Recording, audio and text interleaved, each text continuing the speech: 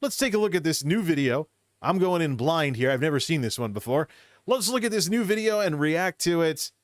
This is a blind run, ladies and gentlemen, from Creator Insider. This is Rachel behind the algorithms, how search and discovery works on YouTube. Rachel is the numbers geek who's talking about algorithms and analytics and stuff.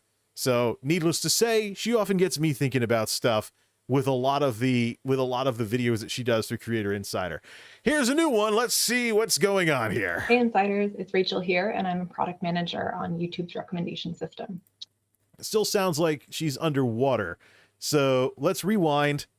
Sounds like she's underwater, so let's go back to regular sound for this in case we get double noise blockers, because I don't want the noise gates. I don't think she uses music.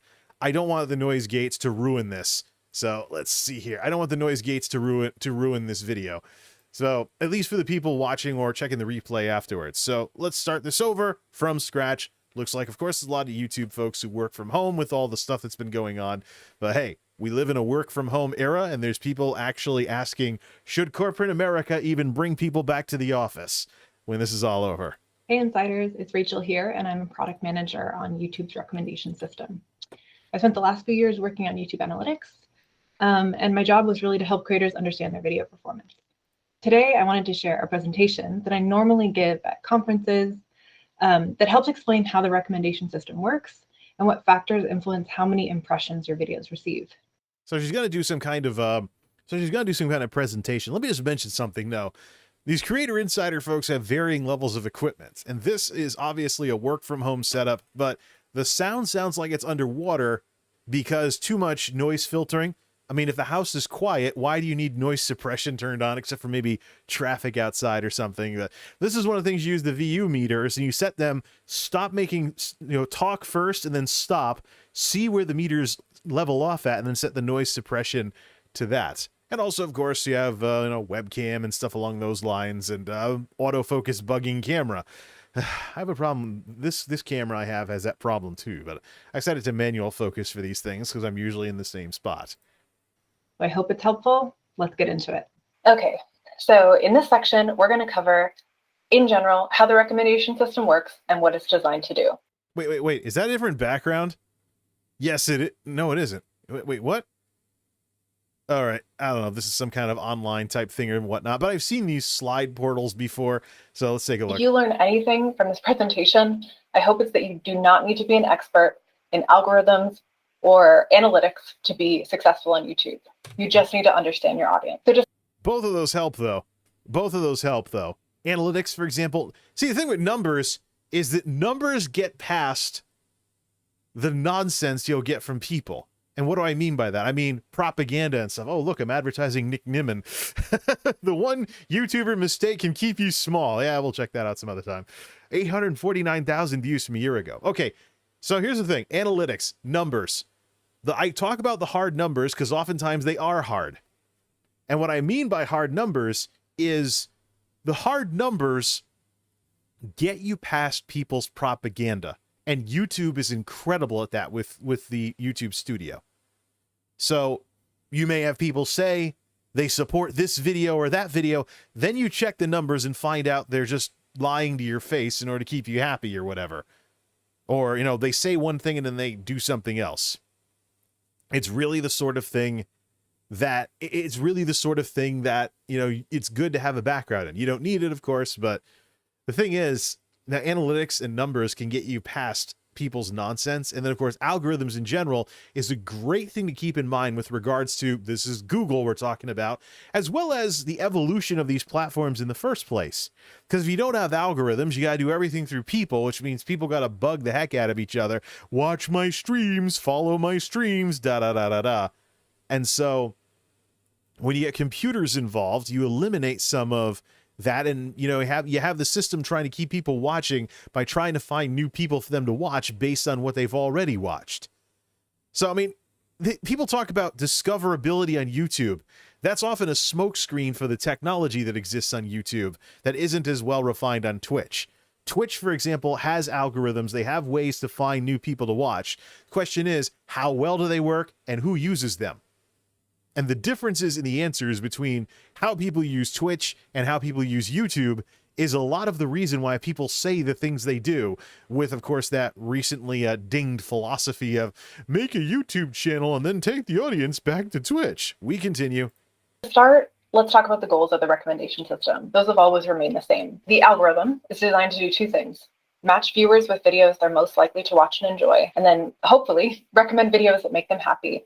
So we really maximize long-term satisfaction. So viewers keep coming back to YouTube because they know that they'll find videos that they'll like there. So it's a perfectly good idea. It is a perfectly good idea to go for here. So, but the thing is, the number one thing you have to remember with computers and technology doing the jobs of people is that computers are number crunching machines. Computers are number crunching machines. They don't have common sense. And so when you have someone who's brand new to a platform, how exactly do the computers know what they like? Especially when on the internet, someone can appear brand new because they cleared all the cookies out of their browser or something, and they're not signed in anymore. How do you do that? So these are some really heady things that YouTube has to figure out with their technology. So anyways, let's put the slide back on and just do some preliminary discussions on it. So here's her slide. This is a very good history. This is a very good history here. Watch time is important. We also want viewers to be satisfied with the time they spend on YouTube. I've chimed in on some of this stuff because I remember seeing my numbers and everyone else's numbers tank when everything got switched off from views to watch time. So clicks and views, some clickbaity and misleading titles and thumbnails. Yes. The classic example of why things had to go over to watch minutes was someone's bikini picture and then the video was something else. Today, that would be a form of deceptive content which can get your account actioned. But yeah, in the early 2010s, we had watch time show up, and then now was it satisfaction and responsibility? Ask viewers what they like and optimize what they like, raise authoritative content, and reduce the spread of borderline violative content. This is what people are worried about too. They're wondering if there might be a false positive that shadow bans their channel just because they might have an opinion that's a little offbeat. It'll be interesting to see how she talks about this, if she talks about this at all. Although our goals have always been the same, what we optimize for has changed over time. If we go back to 2011, we were optimizing for clicks and views, and this was 2011. These young people, man, get off my lawn. Try 2005, 2006. Of course, I remember the wonderful days on YouTube when you could work your way up through just making videos to 75 subs and 75 views per video. 75 was my number for the longest time. Then I went to the first 100 subscribers and stuff like 08, 09 or something like that. But some of this computer stuff does bother people though, because you leave people wondering if there's some computer system somewhere that can shut you off. Some of my recent experiences with YouTube Shorts has had me thinking about that sort of stuff. It's not unique to YouTube. I think many platforms started recommending videos that people were just likely to click into. But that's not that great of a metric, because it may indirectly incentivize clickbaity or sensational titles or thumbnails that get people in to watch a video, but it doesn't make them very satisfied or happy. Yeah, and a lot of people clicked away. And so under the new system, what happened was there were lots of views, but very little watch time. So the system knew to tank those. So the reply girls were also a thing at the time as well. And they were known for, you know, very trying to ride the edge on thumbnails. Learn about the reply girl problem on YouTube. Actually, things changed radically and shut them down. Because what they had was they were using metadata and tags to basically show up next to videos that were actually about the topics they're making videos about. So for every video on YouTube that you would watch and enjoy, they're in the right menu with other videos to watch. You'd have all the reply girls who would have like dull, basically synopses or whatever, summaries of the video. So it was just, it ruined the right menu in YouTube at the time for that kind of stuff. So yeah, I remember that. Yeah, clicks and views, some clickbaity misleading. Well, here's the thing. This is my challenge. Full camera, please. Here's the thing, YouTube and Team YouTube and Creator Insider and YouTube creators and all you folks involved with this stuff. You went away from clicks and views due to stuff that today gets your account action for spam, scams, and deceptive content. That's the number one thing that I see people lose channels for and then complain to YouTube about on Twitter. We live in a day and age where Someone can hop on Twitter and search for deceptive content without even mentioning YouTube, and they'll see all of those Team YouTube responses where people lost channels because of spam, scams, and deceptive content. So if the system were reverted back to how it worked in the 2000s, and it wasn't so much about some number buried somewhere, but as views and stuff, would clickbait still be as successful today as it was back then? Matter of fact, is there a problem today with clickbait? And the answer to that is yes. There are how-tos and growth gurus and other people out there who will tell me that I need to do a better job with my thumbnails and my titles and essentially tell me to do clickbait, when I'm over here watching on Twitter and seeing all these people losing channels because of deceptive content. Yeah. What progress has YouTube really made since everything went over to watch minutes? And we received a lot of viewer feedback in and around the 2011 time period, that a lot of the viewers' homepages or recommendations were these sensational or off-putting videos. And so to help correct for that, we moved towards watch time and how much time somebody spends watching a video or a channel. Now, this had very fundamental weakness on the technology side. What if somebody was on a mobile phone? I don't know if you can call them cell phones anymore. What if somebody was on mobile? That's more of a thing now, by the way. Mobile is a huge amount of YouTube's traffic, often the majority of YouTube's traffic, because of the prevalence of mobile devices and the ease of use and ease of access of mobile these days versus having to sit down at a computer or a smart TV or something like that. And I wonder if smart TVs count as mobile if they're running Android. But anyways, in today's world with mobile, if you're bouncing on and off of Wi-Fi's and VPNs and other things like that, could you potentially look like, through watching one video while you're jumping networks and stuff, or access points or what have you, and IP addresses, could you look like multiple people who aren't watching as much when you're one physical human being watching? That's been a long time weakness of the watch minute system. Is much more indicative of the quality of the content, because if you spend more time watching something, it is more likely that you're going to be interested in it. But watch. Flipping that reverse, though, it's very important to remember, if there's a YouTuber you don't like, don't watch their stuff. Blow them off.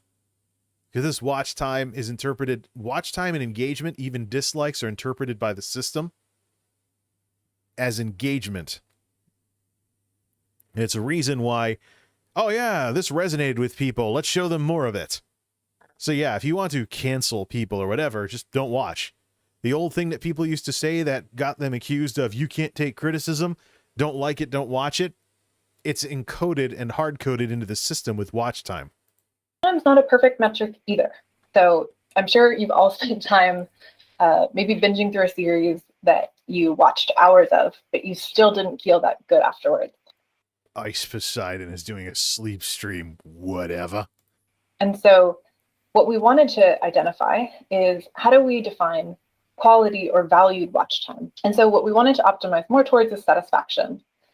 And the way we do that is directly asking viewers about what videos they like and enjoy through surveys, and then actually optimizing for what they like. And not only is satisfaction important, but we've also added more and more responsibility objectives, because especially in spaces like news or medical information, it's really important that we raise authoritative voices and content and reduce the spread of any borderline violative content that could harm viewers or contribute to the spread of misinformation.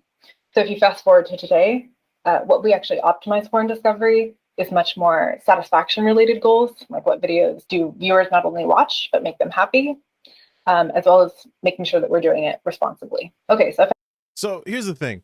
The pastiche era that I often talk about, my actions pastiches have been picking up recently. With some of the weird algorithm stuff I've seen going on, stuff that is stylistically similar to somebody else seems to be doing well in this day and age. My question is, how exactly is YouTube going to handle that? So let's continue the video here. This one's 12 minutes as opposed to the last one being 2 minutes, so...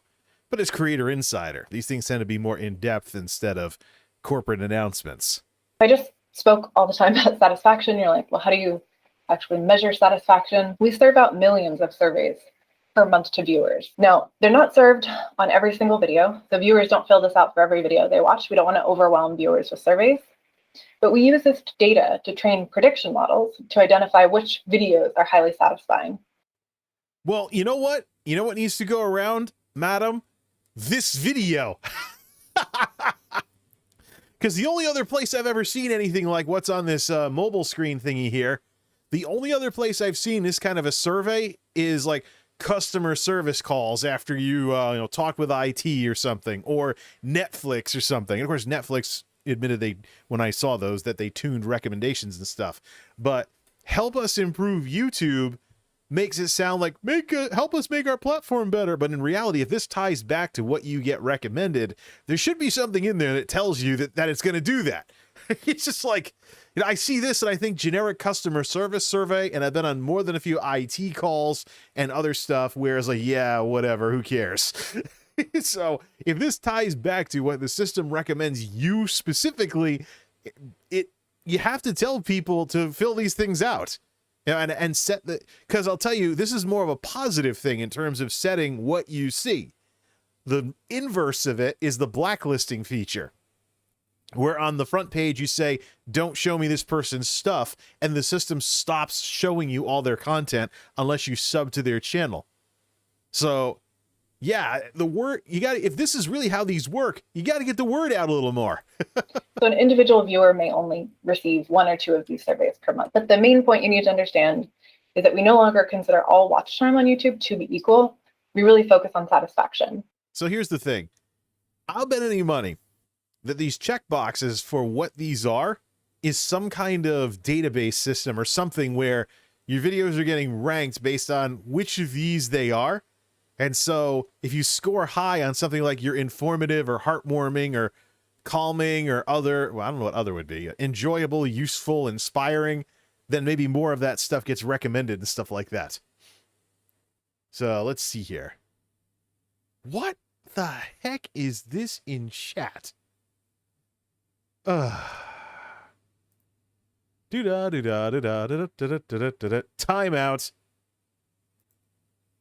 Remove that message.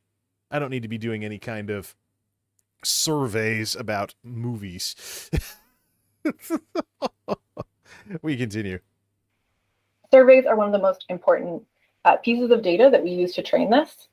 Hey, robots, just because I say the word survey and I'm talking about YouTube surveys doesn't mean I want to take a survey about an upcoming movie. Talking about computers and stuff. Some of these things need to program their it's like on Twitter.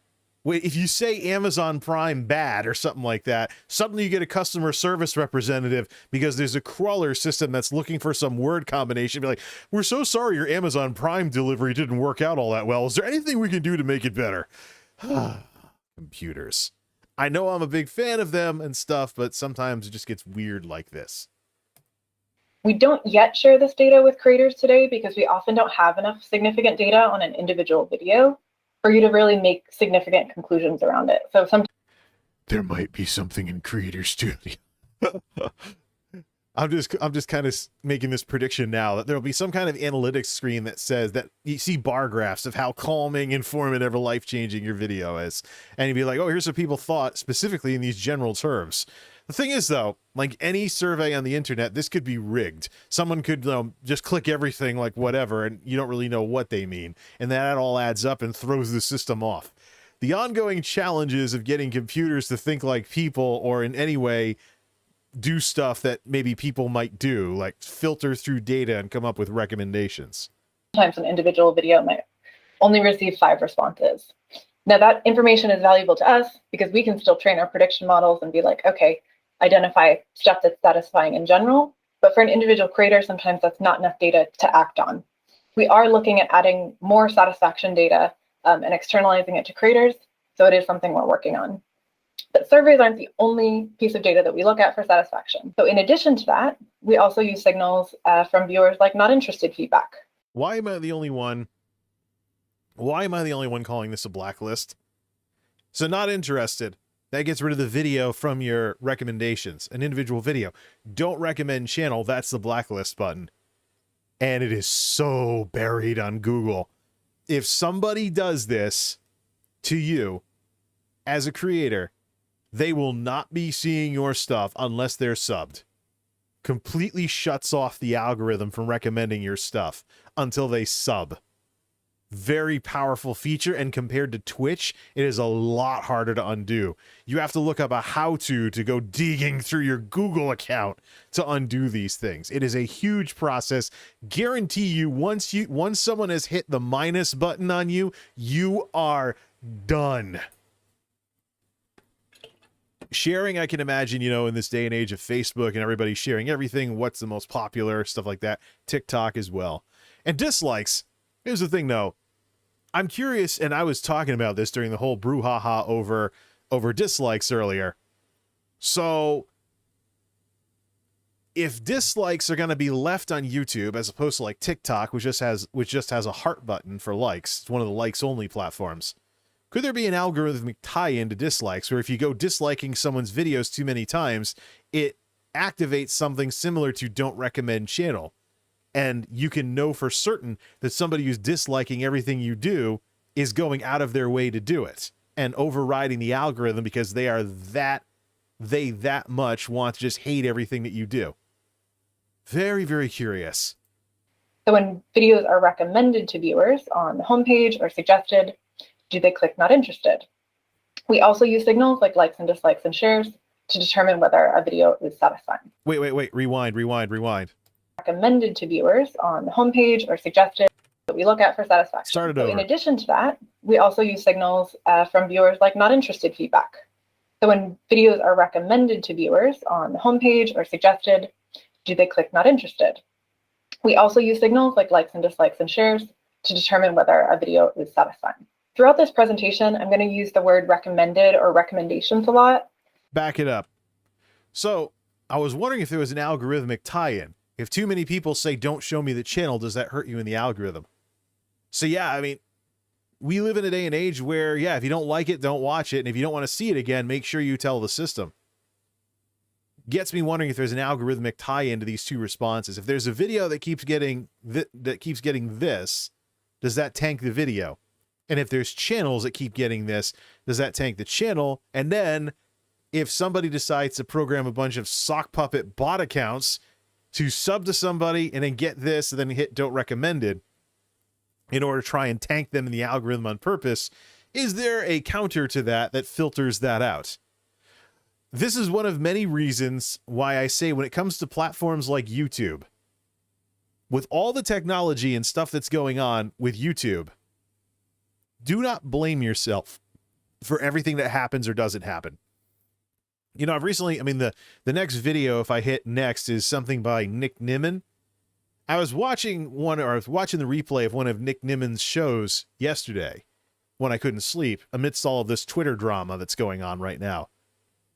And I like that Nick actually says that something cannot work on YouTube and you don't get any views. That is a breath of fresh air versus these Twitch tubers out there that somehow turn it into it always being your fault if your videos don't do well or your stream doesn't get any viewers or if you're not growing your stream or something along those lines. And then they turn around and say things like analysis paralysis, don't be too obsessed with analysis, Okay?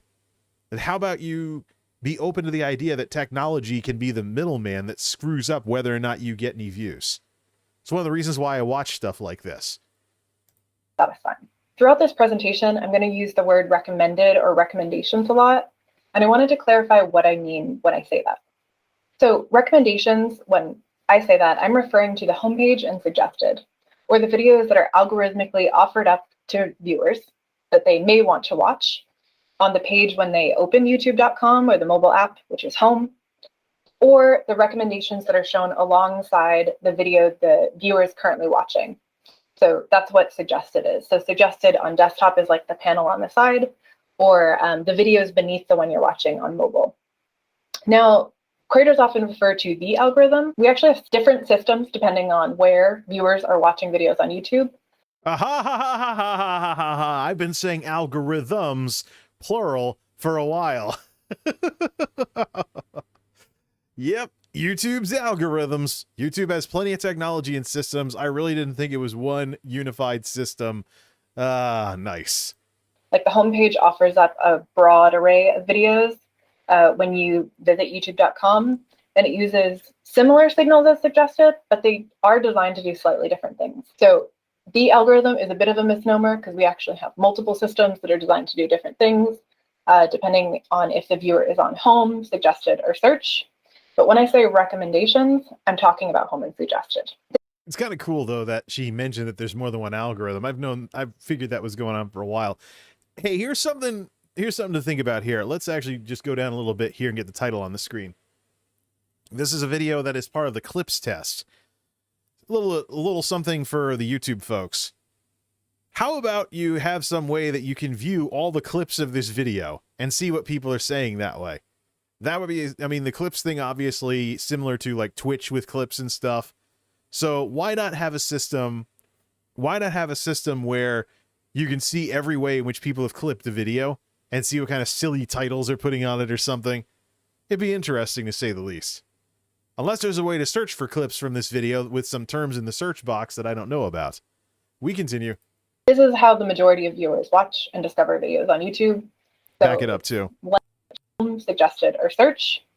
Let's never say yet again algorithm, that there's more than one algorithm. That's just gold right there. Similar signals as suggested, but they are designed to do slightly different things. So the algorithm is a bit of a misnomer because we actually have multiple systems that are designed to do different things, depending on if the viewer is on home, suggested, or search.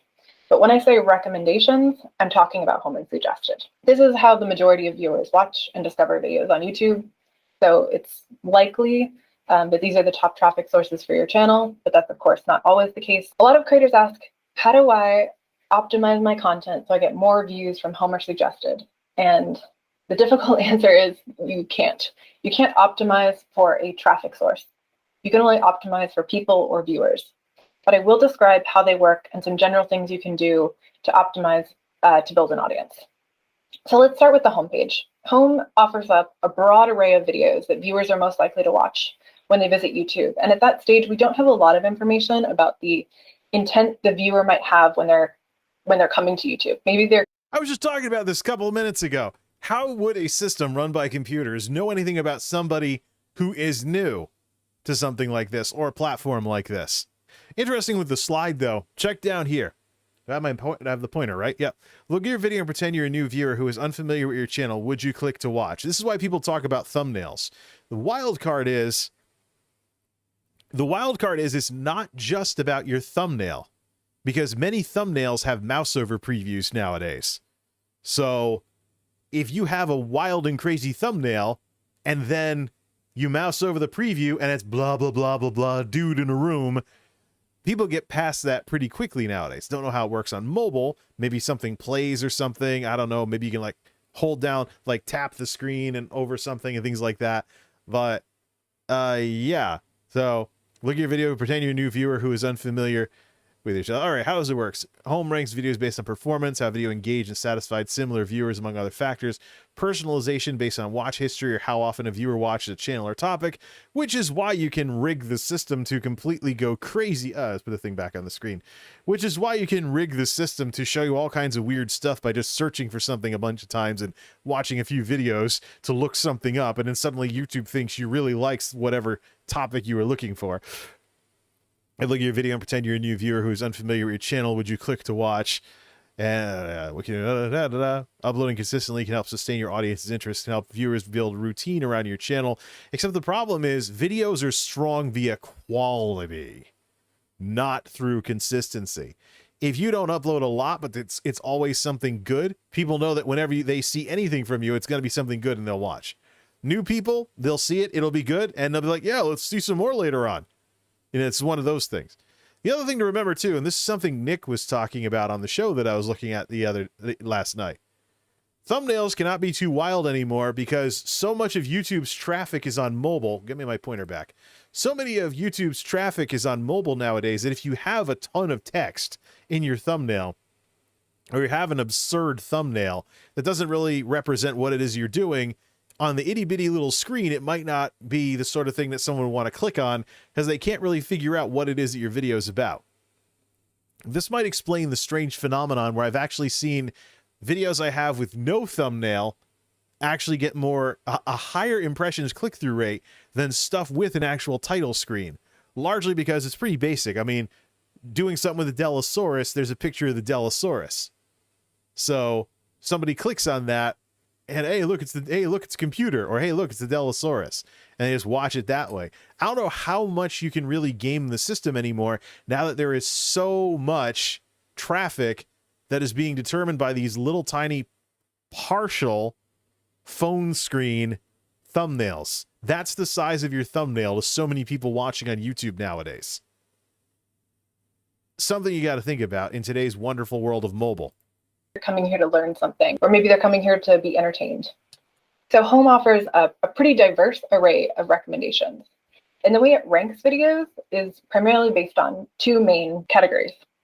The first one's performance.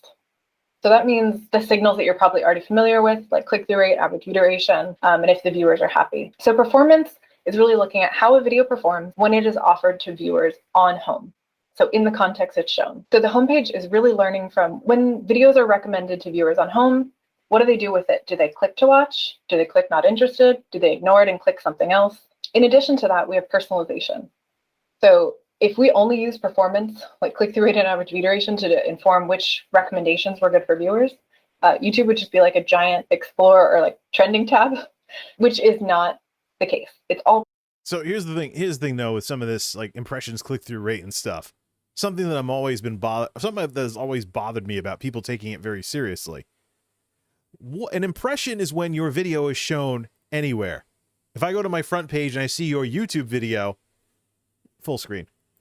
If I go to the front page of YouTube and I see your video, that's an impression, whether I click on it or not.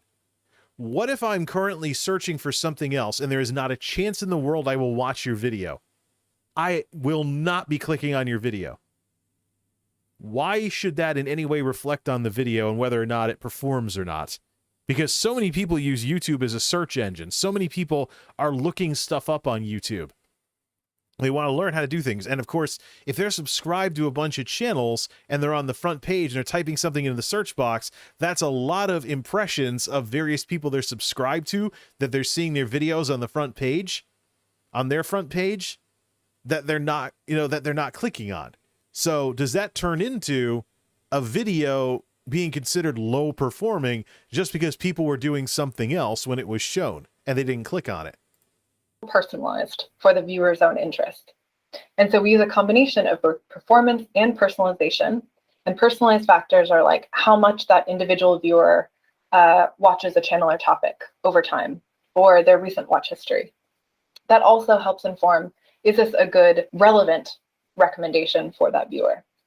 Now, again, there's nothing you can specifically do to get more views from Home, but you can look at your content and think, what would a new viewer who has never been exposed or watched any of the content from my channel, what would they do if they saw this recommendation? Like really look at your title and thumbnail from the eyes of a new viewer. This is where a lot of content is discovered for the first time, is on the homepage. And so be sure to look at your content and think, would a new viewer click to watch if they had otherwise never been exposed to this content?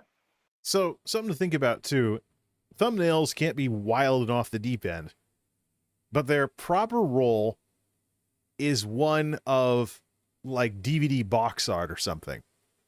It needs to represent what's in the video. Oh, I was playing that in full screen the whole time. We'll back that up then. So here's the thing. This whole thing with thumbnails serve the role of DVD box art with YouTube videos. So they represent what's in the video, but they should, be something that looks interesting in some way, shape, or form, or gets people to want to check out whatever it is that you're doing. It's just that I know people who don't like wild and crazy thumbnails. So let's back this up a bit. So look at your content and think, what would a new viewer who has never been exposed or watched any of the content from my channel, what would they do if they saw this recommendation? Like really look at your title and thumbnail from the eyes of a new viewer. This is where a lot of content is discovered for the first time, is on the homepage. And so be sure to look at your content and think, would a new viewer click to watch if they had otherwise never been exposed to this content? Here's something to think about, though. You talk about those videos are the reason why YouTube started doing anything with watch time. They were videos that we could get people to click, but they wouldn't stick around. If your thumbnail is way better than what it is you actually do on the video, specifically to get people to click, how are you not creating the exact same problem where people click over and it's underwhelming and then that's that with that? So, in a sense, thumbnails should not be out of the league of the video that they're representing. So maybe you have a video that's like, it's my mom's birthday. If you're a vlogging channel, that might be relevant to your core audience. But if we recommend that to a new viewer on home, they might be likely to ignore that recommendation and click something else because it doesn't mean something for them. Oh, they added a fade effect to going full screen, or is that because I'm using Firefox? Probably a Firefox thing. Yeah, well, that's really the thing. That's really the thing, too. But the thing is, as people become familiar with clickbait and titles and stuff, they start getting cynical of it. So you might as well not go too wild with that. It'll work for a while, but there's people that are sick of it. And when they're sick and tired of getting their, just creators not being able to make stuff that they want to watch and that's actually enjoyable without some kind of elevator pitch to get you to click the thumbnail, that's when they come to people like me and are like, thank goodness, no more stupid titles. I see a video that's about this and I know it's about that. It's not some stupid thing that's trying to manipulate me. It's part of respect for your audience. Okay, moving on to suggested. Now, suggested is designed to offer up the best videos that a viewer is most likely to watch next after the one they're currently watching. So suggested to rank videos uses a lot of signals such as videos that are often watched together. This helps us identify videos that you might not have seen that are relevant to your interests, topically related videos, but also they're not just videos that are relevant to the one you're currently watching, they're also based on your past watch history. They're both. I wonder if this is why pastiches are doing so well right now. I know it's an algorithm thing, but there is a way in which you can look stylistically similar to somebody and get some traffic because of that. Personalized and a little bit more related. And suggested, the recommendations are usually a little bit narrowed down compared to the homepage because we already have an idea of what kind of session the viewer is having at that point. Again, can't optimize for suggested, but you can optimize to keep people watching your channel. The most effective thing that I've seen creators do is, of course, develop series or topically related videos. The wacky world of MultimediaJay. It's time to play some stuff. I knew my inspiration from television would come in handy somewhere. Those videos are more likely to be recommended together because people are more likely to watch them in the same session.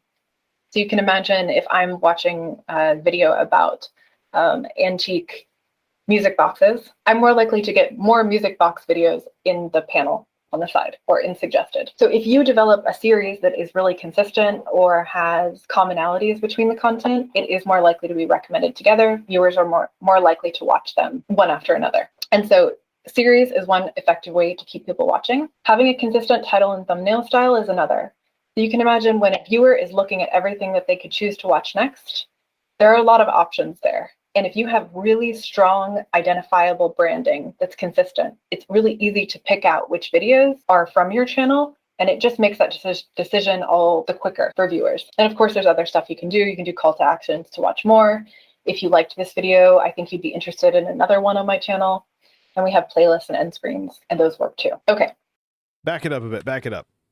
One last note on this slide. So I'm being on the top and the bottom, not so much in the middle. Why? Because I don't want to be twisting people's arms. Fundamentally, YouTube built itself up with content. Once upon a time, your production value on YouTube was very heavily limited because the technology wasn't really in play for people to make all this full quality studio stuff that you see nowadays.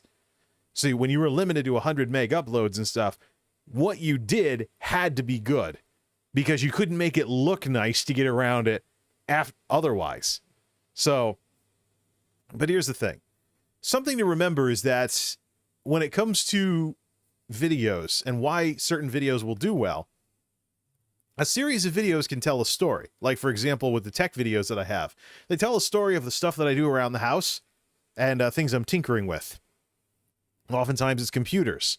But as people have developed interest in certain computers, I've actually made playlists specific to each one. So there's the story of Tuxedo, the story of Monolith, story of the Delosaurus, story of the Sandy Bridge Delosaurus, the story of Delosaurus Rex. Things that people are liking would be good as a playlist, because people like ongoing stories. Just ask anybody who's ever watched soap operas and stuff. As opposed to, if you're trying to grow on YouTube and you're going wild with search engine stuff, you might get a lot of one and dones, because people are looking for answers to their questions and they're moving on with things.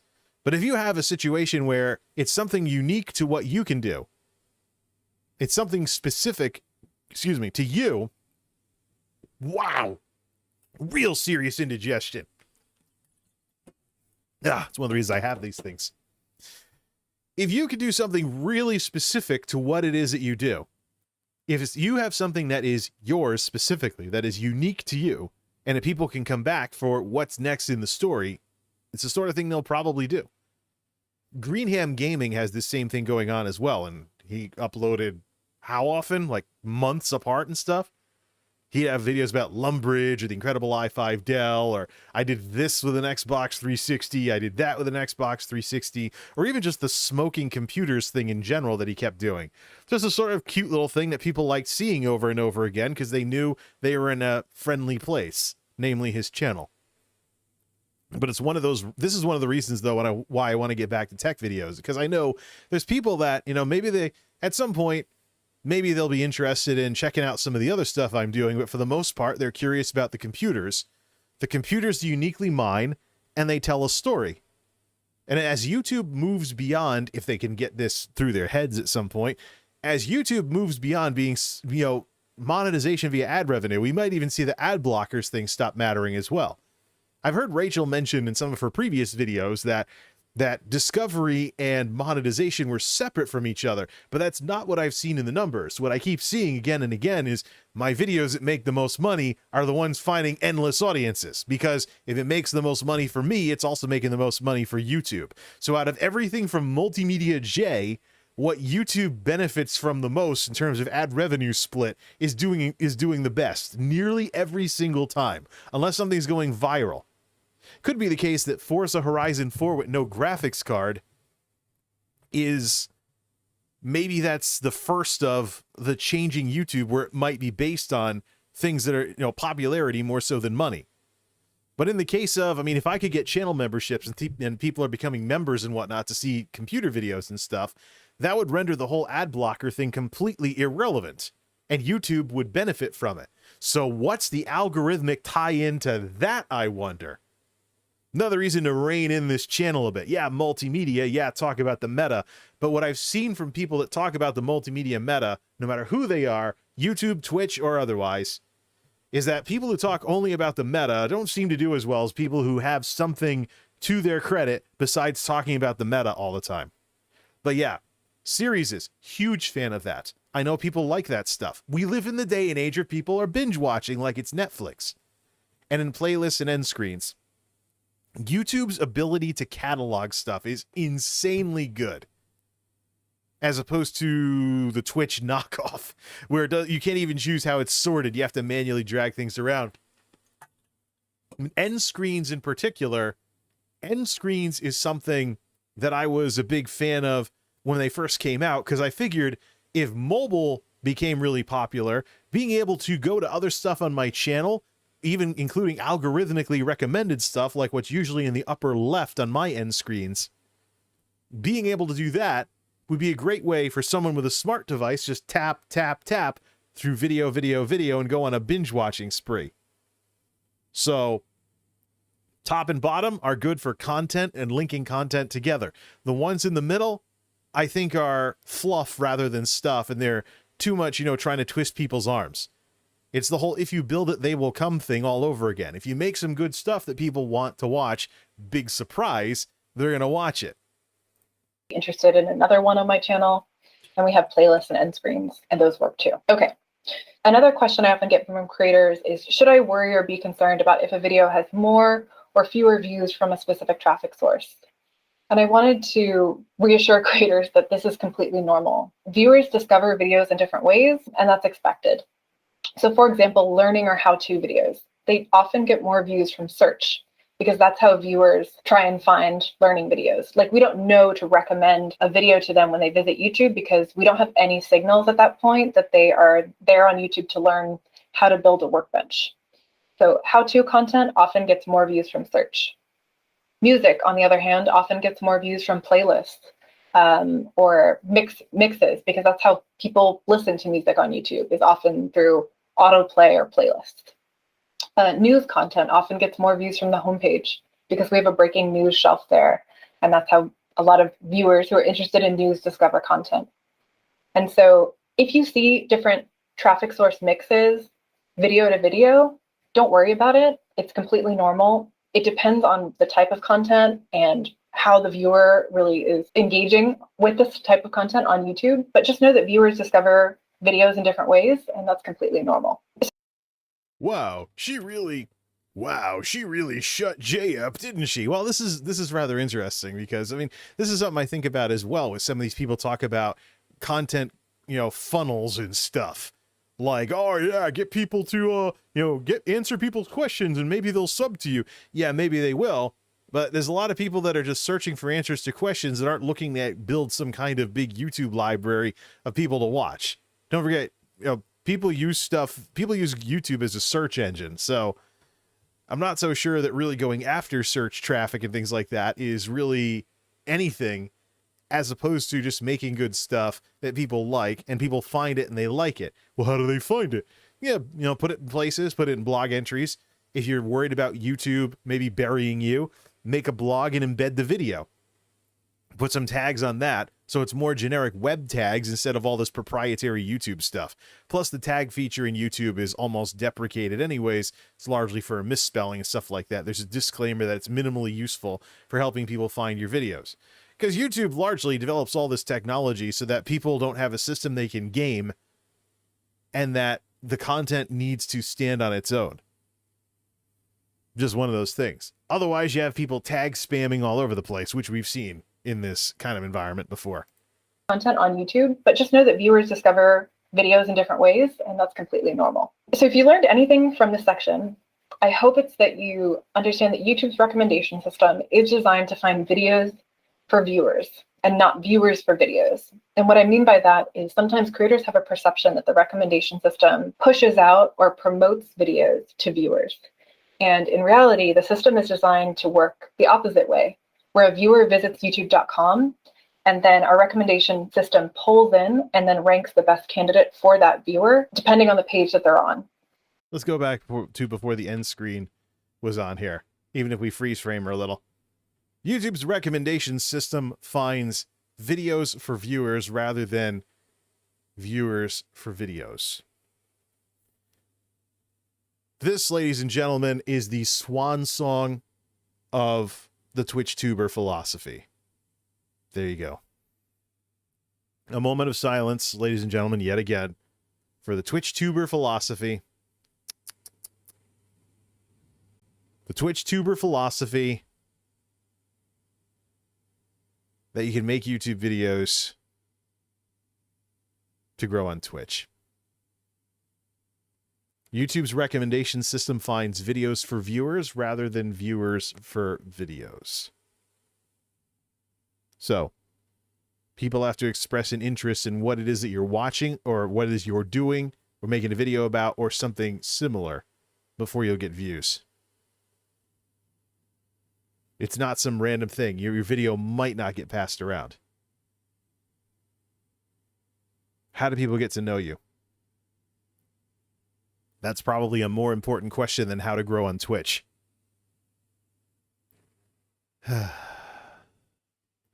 Let's finish this one up. Opposite way, where a viewer visits youtube.com and then our recommendation system pulls in and then ranks the best candidate for that viewer, depending on the page that they're on. And so it is a viewer-focused system. So that's all for this first video.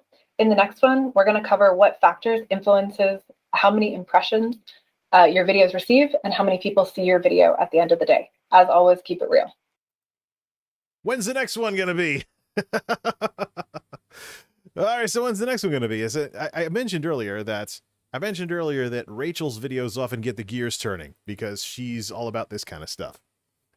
Analytics and things along those lines. And so that's my question. What's the next one going to be about? When's that coming out? Either way, that's going to be a stuff from streams thing. Very, very interesting. The whole discussion about this sort of thing that is so generic sounding. Very, very interesting. Another discussion about the algorithms and how they work. I'm sure it's pretty good. That's, there is no one algorithm. Of course, I've known that for a while, but hey, we're back to the regular thing, so we can actually get some music going again. So start this all back up, get back into it, and conclude our discussion here. So this part of tonight's discussion is going to be a Stuff from Streams spin-off video. It's a bit late. I've got some stuff to do, even though it's Friday. Thank goodness. TGIF, ladies and gentlemen. Got some stuff to do, so I'm actually going to let the stream do some extended processing for a bit and make a spin-off video and then switch everything on later. Till next time, this is MultimediaJay signing off. Thanks for stopping by.